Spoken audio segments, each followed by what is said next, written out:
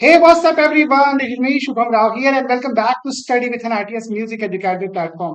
और जैसा कि आप सभी को पता है कि मेरे द्वारा एक फ्री वीडियो सीरीज लाई जा रही है जिसमें मैं आपको पढ़ा रहा हूँ सीबीएसई बोर्ड क्लास 10, वो भी इंस्टाग्राम और यूट्यूब के through, free of cost. Already मैंने कुछ वीडियो लेक्चर्स अपलोड कर दिए हैं। अभी आप जाके देखेंगे मेरे यूट्यूब की प्लेलिस्ट पे, तो वहां पे 6 चैप्टर्स आपके मैथमेटिक्स सब्जेक्ट के जो है मैंने करा दिए हैं आपको। और ये 7वां चैप्टर जो है कंटिन्यूएशन में, जिसका नाम है कोऑर्डिनेट ज्योमेट्री। उसके भी जो है आपको 2 वीडियो लेक्चर ऑलरेडी मिल जाएंगे मेरी प्लेलिस्ट पे। फिलहाल जो ये तीसरी वीडियो होने वाली है कोऑर्डिनेट ज्योमेट्री चैप्टर की, और इसमें हम लोग जो है वो सेक्शन फॉर्मूला देखने वाले हैं। ठीक है। और हमेशा की तरह जैसा मैं बोलता हूँ, आप डिस्क्रिप्शन से लिंक लेके मुझे इंस्टाग्राम में भी फॉलो कर लेना। वहां पे हर दिन जो है वो एक शॉर्ट वीडियोस आती है। और इसके अलावा जो उसमें हम लोग कुछ कॉन्सेप्ट सीखते हैं, कुछ क्वेश्चन करते हैं, और साथ ही साथ जो सीबीएसई की लेटेस्ट अपडेट आएगी मैं वहां पे अपडेट कर दिया करूंगा। अच्छा, वीडियो को आगे कंटिन्यू करिए उससे पहले मैं आपको छोटी सी इन्फॉर्मेशन देना चाहता हूँ। वो इन्फॉर्मेशन क्या, आपको सजेशन देना चाहता हूँ। अगर आप चाहते हैं कि मैं और रेगुलर तरीके से दूसरे सब्जेक्ट की भी वीडियो लाऊं, तो प्लीज वीडियो को थोड़ा शेयर वेयर करो, लाइक वाइक करो, कमेंट वगैरह कुछ नहीं तो कम से कम एक हार्ट डाल दो, ताकि वीडियो में व्यूज आए। इंगेजमेंट बढ़ेगी, व्यूज आएंगे तो लोग यहाँ आएंगे और मेरे को मोटिवेशन मिलेगा आप लोगों के लिए रेगुलरली मेहनत करने के लिए। ठीक है। तो वीडियो को बिना किसी बकवास के चलिए आप शुरू करते हैं। पहले ये देखिए आप इंट्रो, उसके बाद मैं चिंता मिलता हूँ आपको सेक्शन फॉर्मूले के साथ।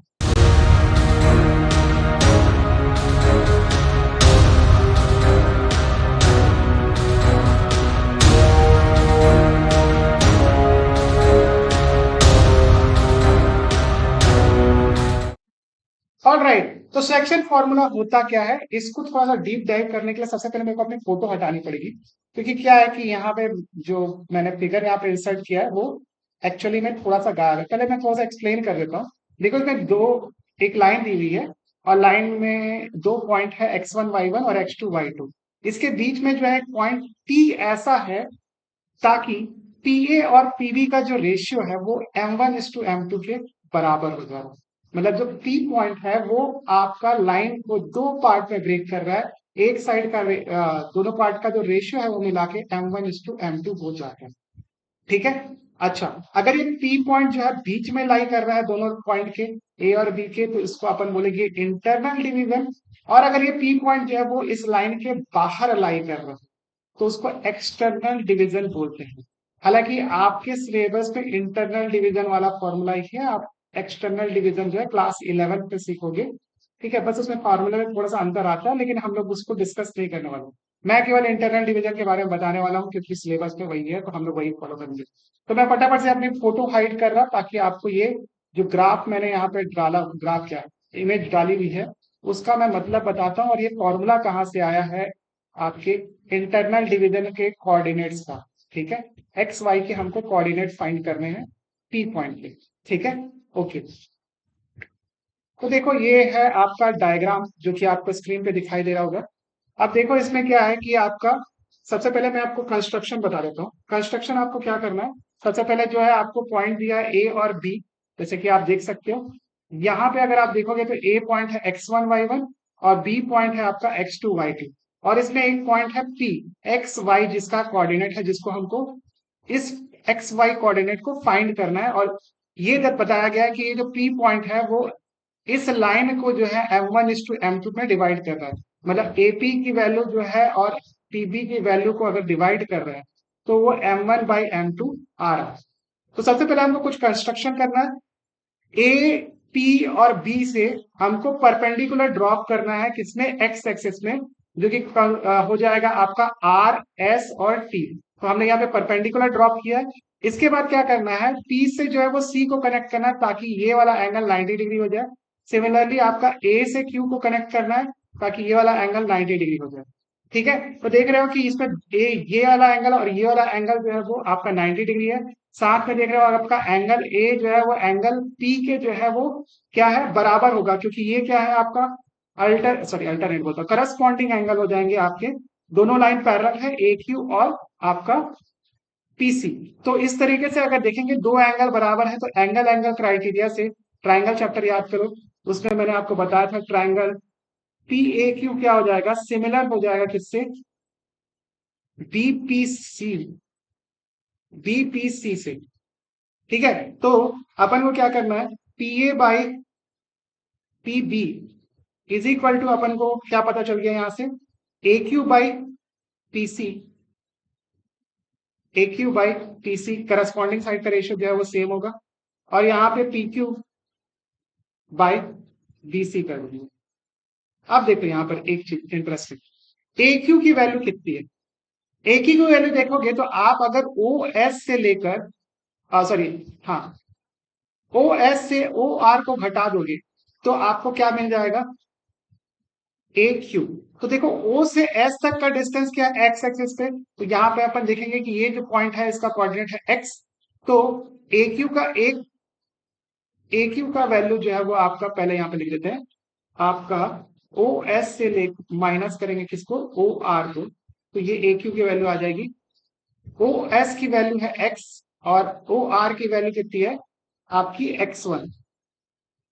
वैसे ही आप जो है वो यहाँ पे पी क्यू की वैल्यू निकाल सकते हो, पी से लेके क्यू तक की वैल्यू।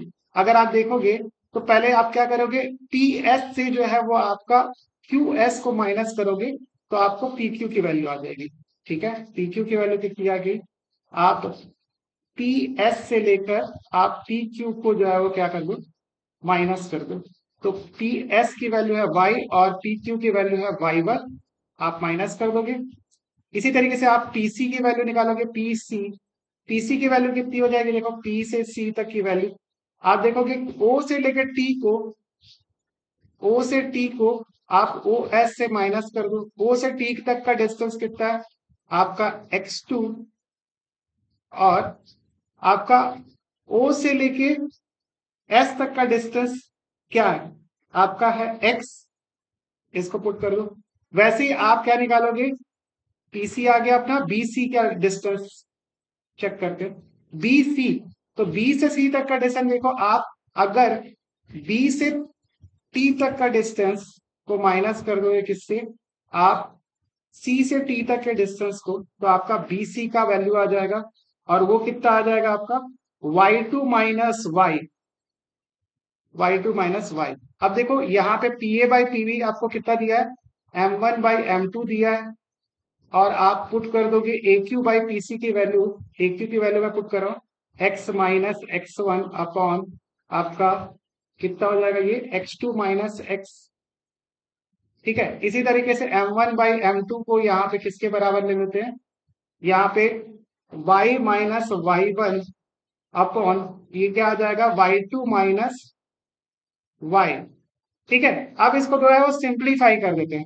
सिंप्लीफाई करने के बाद जो है यहाँ पर x की जो और y का जो कोऑर्डिनेट है, सिंप्लीफाई करने के बाद कैसा आएगा आपका, इसको यहाँ पे लिख लेते हैं, ये हो जाएगा m1 इंटू x2 प्लस आपका m2 into x1 upon m1 plus m2, ये आ जाएगा आपका x कोऑर्डिनेट।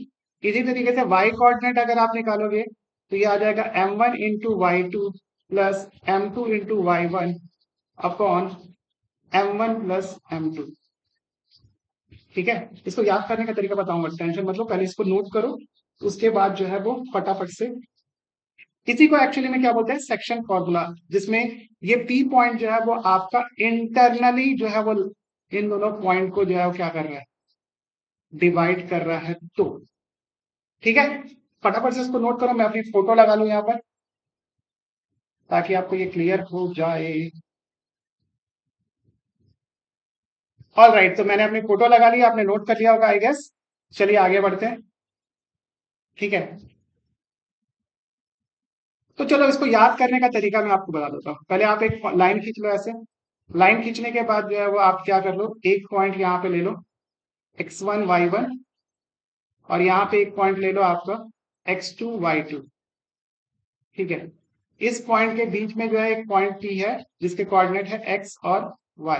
तो जब x कोऑर्डिनेट आप निकाल रहे होगे, ये मान लेते हैं m1 है, ये है आपका m2, तो जब x निकालोगे तो क्या है, ये m1 को जो है वो x2 से मल्टीप्लाई करना है, तो आप ऐसे कर लो, एक काम करो, इसको क्रॉस कर लो ऐसा, m1 को x2 से और m2 को किससे, x1 से मल्टीप्लाई करना, ठीक है, m1 को x2 से और m2 को किससे मल्टीप्लाई करना है आपका x1 से, और डिवाइड में क्या लिखेंगे m1 प्लस m2।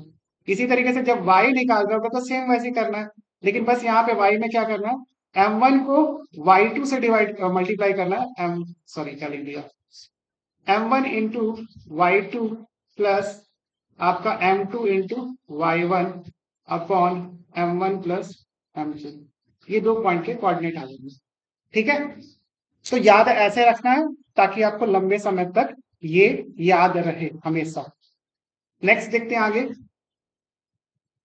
तो देखो इसमें सेम चीज है, बस यहाँ पे k:1 लिख दिया, तो यहाँ पे m1 की जगह आप जो है फॉर्मूले में k डाल देना, और m2 की जगह अगर आप 1 डाल दोगे तो आपका k:1 के टर्म में जो है ये फॉर्मूला बन जाएगा। इससे फायदा क्या होता है कि जब कभी भी आपको पहला वाला टर्म जो है वो आपको लाइक एग्जाम में आपको दे दिया कि m1:m2 की वैल्यू जो है लेट सपोज आपका 2:1 है, तो आप जो है इस फॉर्मूले को यूज करके जो है वो आप अप्लाई कर सकते हो और आप कर सकते हो। मोरल जो है दोनों एक ही फॉर्मूला है, कोई अंतर नहीं है।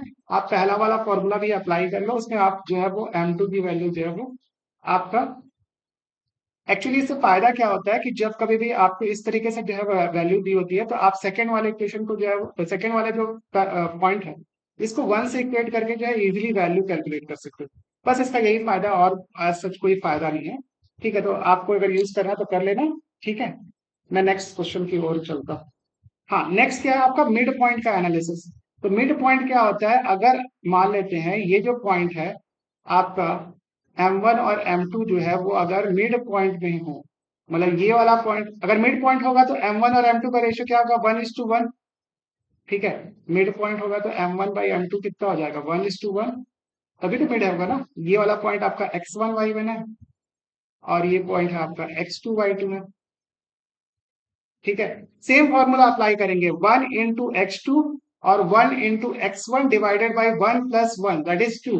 ठीक है, तो यह आ जाएगा आपका x1 plus x2/2 comma y1 plus y2/2। ये होता है आपका मिड पॉइंट का फॉर्मूला। बस कुछ नहीं करना है, x1 और x2 को ऐड करके 2 से डिवाइड कर दो, ये इसका मिड पॉइंट आ जाएगा। वैसे y1 प्लस y2 को 2 से डिवाइड कर दो, ये भी इसका मिड पॉइंट आ जाएगा, इसका y कोऑर्डिनेट आ जाएगा। ठीक है, सिंपल सा है ये फॉर्मूला, इसको देख लो। नेक्स्ट हम लोग आगे चलते हैं, डायरेक्टली हम लोग क्वेश्चन बनाते हैं। तो क्वेश्चन में आपको क्या दिया है, मैं देख लेता हूँ क्वेश्चन क्या है कि एक पॉइंट का कोऑर्डिनेट फाइंड करना है जिसके दो पॉइंट दिए हुए हैं 4-3 और आपका 8-5,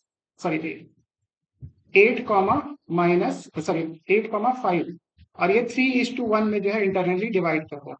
तो यहाँ पे आपको पॉइंट दिया है 4-3, और ये पॉइंट अपन को निकालना है x और y, और ये वाला पॉइंट आपको दिया है 8,5। ये 3 है, ये 1 है, मतलब m1 की वैल्यू जो है आपकी 3 है।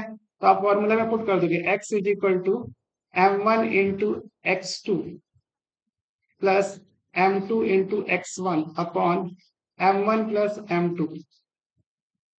ठीक है, तो m1 की वैल्यू कितनी है, 3 × 8 प्लस आपका कितना हो जाएगा, 1 × 4 अपॉन क्या हो जाएगा, 3+1 दैट इज 4।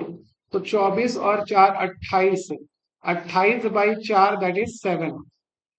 इसी तरीके से आप y की वैल्यू भी निकाल लो। y की वैल्यू अब मैं डायरेक्टली कर रहा हूँ, 3 × 5 प्लस 1 × -3 दैट इज -3 अपॉन 4। तो ये हो जाएगा 8-3, 8-3 कितना हो गया आपका 5 और बाई 4। ठीक है, तो ये आपका आ जाएगा क्या, पॉइंट्स आ जाएंगे। सॉरी मैं गड़बड़ गड़बड़ किया गया, कुछ तो गड़बड़ है। 8 माइनस मैंने सारा शिट, यहाँ पे गड़बड़ है। मैं इसको जो है 8 लिख रहा हूँ। 15-3 दैट इज 12, 12/4 दैट इज 3। तो आपका पॉइंट का कोऑर्डिनेट क्या आ गया आपका 7,3। ऐसी गलतियां बहुत होती है यार, 2+3 को जो है वो आपका 6 लिख के आ जाते हैं लोग, मेरे स्टूडेंट्स की हरकत है। ठीक है, कुछ कुछ स्टूडेंट जो है वो इतना ज्यादा पैनिक कर जाते हैं एग्जाम में कि गलती कर देते हैं। मैं भी कई बार जो है वो अब यूट्यूब में क्या है कि गलती करो तो कमेंट में भर जाते हैं कुछ ना कुछ, लेकिन फिर भी हम तो ह्यूमन है यार, गलती करना हमारा काम है, लेकिन गलती कम से कम करी जाए, एग्जाम में ना की जाए, ये हमारे लिए बहुत जरूरी है। तो ये आपका कोऑर्डिनेट आ गया आपके एक्स और वाई का। नेक्स्ट क्वेश्चन में चलते हैं। नेक्स्ट क्वेश्चन में क्या दिया हुआ है कि आपका दिया है कि in what ratio the point इतना इतना divide the point A and B. अच्छा, तो आपको क्या बोल रहा है कि ए और बी के कोऑर्डिनेट दे दिया है, आपको ए पॉइंट दे दिया है, ठीक है, ये आपका -6, 10, और ये पॉइंट आपको दे दिया है बी पॉइंट, इसका वैल्यू कितना है आपका 3, -8, और बोल रहा है कि बीच में एक पॉइंट है जो कि है -4 और 6, और बोल रहा है कि ये किस रेशियो में इस लाइन को डिवाइड करेगा। तो देखो एक तरीका तो ये है कि आप जो है वो M1:M2 वाला जो है फॉर्मूला लगा लो, और उसके बाद जो है उससे इक्वेट करके निकाल सकते हो। ठीक है, एक तरीका है, मैं जो तरीका मैं यूज करूंगा इसमें, मैं K:1 लूंगा। K:1 लेने से क्या फायदा होगा, डायरेक्टली मेरे को जो है वो K की वैल्यू मिल जाएगी, और K की वैल्यू मिल गई तो फिर मेरा काम हो जाएगा।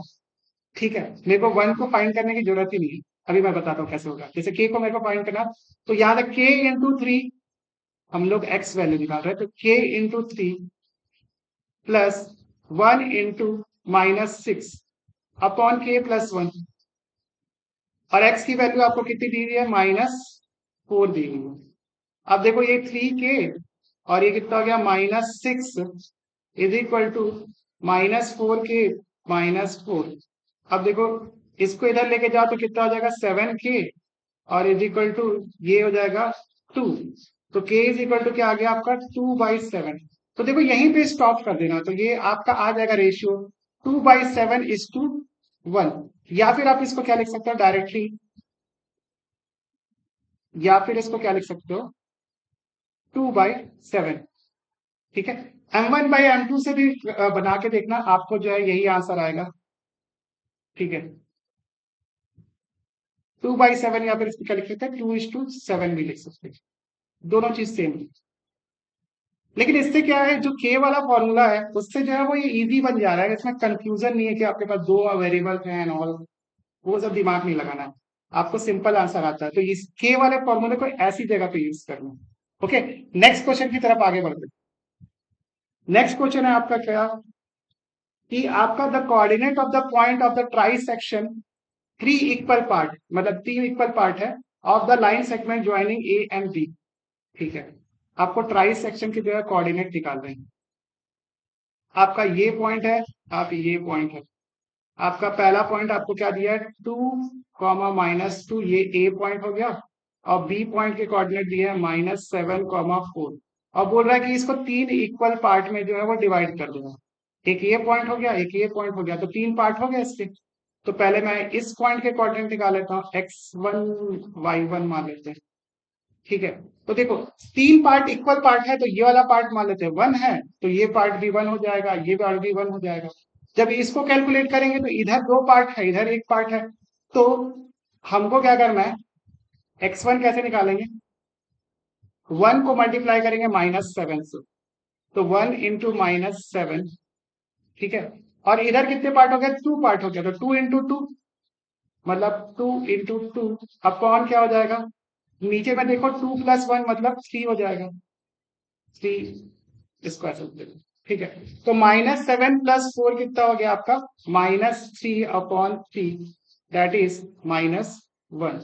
तो देखो ये इजली से जो है वो आपका x =-1 आ गया। इसी तरीके से आप y1 की वैल्यू भी कैलकुलेट कर लो, तो 1 × 4 कितना हो गया 4, और 2 × -2 कितना हो गया आपका, 2 × -2 कितना हो गया, ये हो जाएगा -4/3, तो ये 0 हो जाएगा। तो पॉइंट के कोऑर्डिनेट क्या आ जाएंगे x1 y1 के, x1 y1 के कोऑर्डिनेट आ जाएंगे -1, 0। ठीक है, इसी तरीके से आप जो है वो आप इस पॉइंट को ले लो, आप x2 y2, ठीक है, इसके भी कोऑर्डिनेट निकाल सकते हैं।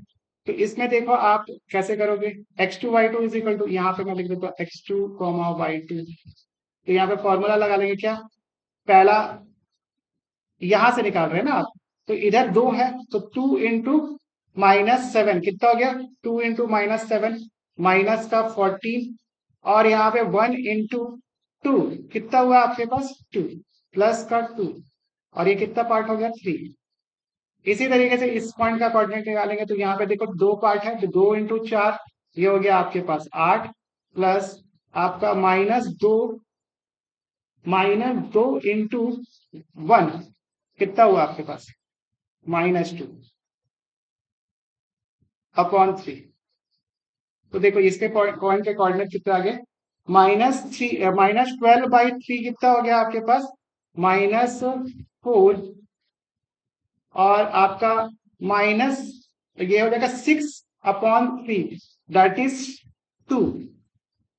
ठीक है, तो x2 y2 के कोऑर्डिनेट क्या आ गया आपके पास? -4,2। सिंपल था। अपन आगे बढ़ते हैं। देखो मैं जल्दी जल्दी इसलिए बना रहा हूँ कि भाई बारिश हो जाएगी, फालतू का जो है वीडियो को जो है एक्सटेंड करना पड़ेगा या फिर कल बनाना पड़ेगा, वो मैं नहीं करना चाहता। तो आप आज ही देख लो, कोई दिक्कत नहीं है। Find a ratio in which y-axis divide the line segment joining the point इतने इतने। तो इसमें जो है वो एक find the ratio in which y axis जो है वो आपके लाइन को डिवाइड कर रहा है इस रेशियो में, और हमको पॉइंट ऑफ इंटरसेक्शन निकालना है। तो देखो ये y एक्सिस है, तो y एक्सिस मान लेते हैं ये दोनों लाइन है, ऐसे ऐसा लाइन। देखो मैं भी सीधा बना रहा हूँ कुछ भी, ठीक है, मैं एक रैंडम पॉइंट बना रहा हूँ। ये आपका पॉइंट है आपका 5, -6। मैं कुछ भी ले रहा हूँ ना, इधर इधर मत देखना कि मतलब इधर पॉजिटिव होता है इधर नेगेटिव होता है, और मैं ऐसे ही रैंडम देख रहा हूँ। ठीक है, इधर देखो आपका पॉइंट का कोऑर्डिनेट लेट सपोज आपका -1, -4, ये पॉइंट आपका वाई एक्सिस पे है। तो सबसे पहले आप जानो वाई एक्सिस पे जो एक्स की वैल्यू होती है वो 0 होती है, और वाई होती है इधर। और अपन को क्या बोलना है कि जो वाई एक्सिस है वो आपका पॉइंट को कितने कौन से रेशियो में जो है वो काट रहा है, ये हमको निकालना है। और साथ ही साथ हमको पॉइंट ऑफ इंटरसेक्शन भी बताना है। ठीक है, तो मैं मान लेता हूँ कि वाई एक्सिस जो है इस पॉइंट को जो है वो k/1 में काट रहा है। आप m1/m2 भी ले सकते हो, कोई दिक्कत नहीं है, कोई भी फर्क नहीं पड़ेगा, हम k/1 लेंगे। ठीक है, तो हमको जो है वो पॉइंट के कोऑर्डिनेट निकालना है, तो k × -1 दैट इज -k, और 1 × 5 कितना हो गया आपका? +5, और यहाँ पे हो जाएगा k+1। सिमिलरली अपन यहाँ से निकालेंगे ये वाला पॉइंट, तो k × -4 दैट इज -4k, और 1 × -6 दैट इज -6, अपॉन क्या लिख देंगे? k+1।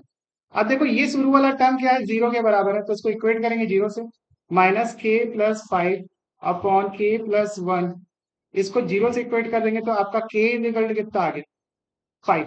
तो जैसे ही अपन को k इक्वल टू 5 आया, तो मैं समझ गया कि इसमें हमको k की वैल्यू 5 पुट करनी है y वाले कोऑर्डिनेट में। तो ये कितना हो जाएगा? -4 × 5 -6 अपॉन आपका k की वैल्यू कितनी है? 5+1, ये हो जाएगा 20 माइनस का, और ये हो जाएगा 26/6। तो इसको काटेंगे पीटेंगे तो कितना हो जाएगा? -13/3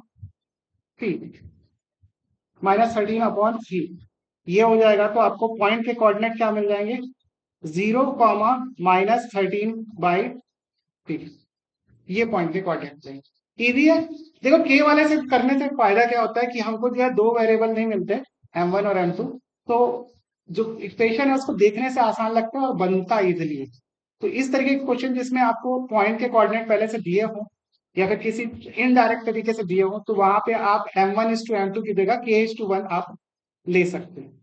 ठीक है, नेक्स्ट क्वेश्चन की तरफ आगे बढ़ते हैं, चलो फटाफट से। क्या दिया? पॉइंट इतना इतना इतना are the vertices of a parallelogram. आपको क्या लिखना? Find P. अच्छा, ये क्या दिया हुआ है कि ये 4 पॉइंट है वो पैरेललोग्राम के वर्टिसेस है। ठीक है, पैरेललोग्राम, तो पैरेललोग्राम का तो एक प्रॉपर्टी क्या होता है? आमने सामने का साइड जो है वो बराबर होता है। तो हम लोग क्या कर सकते हैं? एक तरीका तो ये है, डिस्टेंस फॉर्मूला यूज करके जो है ये वाला साइड निकालो और ये वाला साइड निकालो, इसको इक्वेट कर दो, जिसमें पी है उस पर निकाल सकते हो। जैसे मैं मान लेता हूँ ये वाला पॉइंट है ए, एक सेकेंड यार, ये पॉइंट है आपका ए, ये पॉइंट है बी, ये है सी, और ये है आपका डी। ठीक है, तो जैसे मान लो ए से लेके डी तक का डिस्टेंस, देखो इसमें पी आ रहा है ना, इस साइड को जो है वो इस साइड के डिस्टेंस के बराबर कर दो, तो क्या होगा, आपका पी अननोन हो जाएगा और हमको जो है पी की वैल्यू मिल जाएगी। वो एक तरीका है जिससे आप निकाल सकते हो, लेकिन हम लोग वो तरीका यूज नहीं करेंगे क्योंकि वो तरीका थोड़ा कॉम्प्लेक्स हो जाएगा। हम लोगों को मिड पॉइंट का फॉर्मूला यूज करना है, क्योंकि मेरे को पता है पैरेललोग्राम का जो डायगोनल होता है वो एक दूसरे को क्या करता है, बाइसेक्ट करता है। ठीक है, बाइसेक्ट करने का मतलब इक्वल पार्ट में जो है वो डिवाइड करता है। तो मैं क्या करूंगा, ए से सी तक का मिड पॉइंट निकालूंगा। ए पॉइंट का कोऑर्डिनेट क्या है, 6,1, और आपका सी पॉइंट के कोऑर्डिनेट क्या है, 9,4। वैसे ही आप बी पॉइंट के कोऑर्डिनेट देखो, 8,2, और ये है आपका डी पॉइंट के कोऑर्डिनेट P,3। आप सिंपली ऐड करो, तो ये कितना हो जाएगा आपका 6 + 9/2, और इस पॉइंट के कोऑर्डिनेट निकालो ना, तो और एक हो जाएगा 1 + 4/2। ये बराबर हो जाएगा किसके, क्योंकि देखो मिड पॉइंट आ गया अपना, इधर से भी मिड पॉइंट सेम ही होगा, 8 + P/2, और ये हो जाएगा 3 + 2/2, 3 + 2/2। तो देखो 3 + 2/2 तो आपका 5/2 आ गया, तो आपका ये तो सेम है। ये कितना हो गया आपका, 9 और 6 हो गया आपका 15/2, और ये हो गया 5/2। अब देखो यहाँ पे क्या है आपका 8 + P/2, और यहाँ पे 5/2। देखो ये आपका y कोऑर्डिनेट जो है वो सेम आ गया, लेकिन आपका left sorry x coordinate same नहीं है, तो इसको अपन को सेम करना पड़ेगा। 15/2 इज इक्वल टू आप 8 + P/2 करो, तो देखो ये 2 से 2 कैंसिल हो गया। आप जो है वो p इज इक्वल टू क्या लिख सकते हैं, 15 - 8, तो 8 में से 15 में से 8 गया, दैट इज 7। तो p की वैल्यू कितनी आ गई हमारे पास, 7। p इज इक्वल टू 7, ये अपना आंसर हो गया।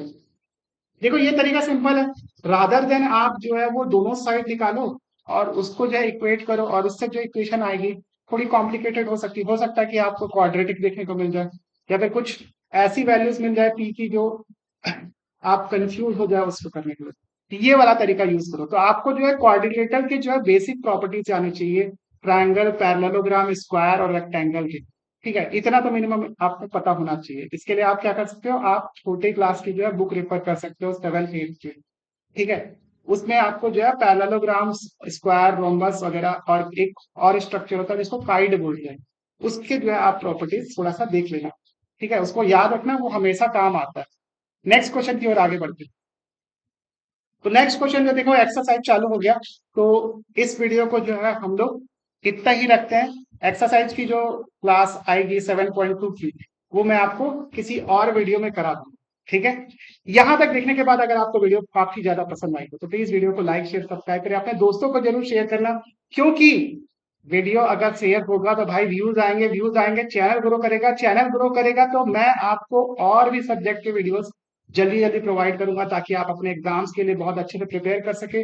आगे आने वाले समय में आपको RS अग्रवाल, RD शर्मा और बाकी जितने भी आपका रेफरेंस बुक है उसके भी क्वेश्चन कराऊंगा, कॉम्पिटेंसी बेस्ड क्वेश्चन कराऊंगा, इसके अलावा क्वेश्चन बैंक है उसको भी कराऊंगा, और साथ ही साथ हो सके तो पास्ट ईयर क्वेश्चन पेपर भी ईच चैप्टर के कराऊंगा, ताकि आप फुल्ली प्रिपेयर्ड हो क्लास 10th के लिए। जैसे ही आप एग्जाम में अपीयर हो, आपको ये ना लगे कि भाई कोई क्वेश्चन जो है शुभम सर ने नहीं कराया था इस टाइप का, जो कि आपको एग्जाम में एकदम नया आ गया। तो उसके लिए क्या है, आपको रेगुलरली कंसिस्टेंटली पढ़ाई करनी है। मेरा काम तो वीडियो बनाना है, लेकिन आपका जो मेन काम है वीडियो को देखने के बाद आपकी सेल्फ स्टडी करना है। और सेल्फ स्टडी करने के लिए क्या है, आप एनसीईआरटी के एग्जाम्पलर ले सकते हैं, आप क्वेश्चन बैंक ले सकते हैं, कॉम्पिटेटिव बेस्ड क्वेश्चन ले सकते हैं, या फिर RS अग्रवाल, RD शर्मा के मैथमेटिक्स के जो है वो रेफरेंस टिप को फॉलो कर सकते हैं, उससे आप क्वेश्चन ट्राई करिए। आप एक्सप्लोर करेंगे, और आपको जो भी डाउट हो तो स्क्रीन में जो नंबर चल रहा है उस पर कॉन्टेक्ट कर लीजिएगा, मैं आपकी सहायता जो है वहां से करूंगा। ठीक है, तो आज के लिए वीडियो में इतना ही। अपना और अपने परिवार का ख्याल रखिए, और इस वीडियो को देखने के लिए बहुत बहुत शुक्रिया। प्लीज शेयर करो यार, ताकि चैनल ग्रो हो सके। ठीक है, मिलते हैं हम लोग नेक्स्ट वीडियो में, तब तक के लिए thank you so much for watching this video. Have a nice day, और जाते जाते ये छोटा सा आउटरो देखते हुए जाओ।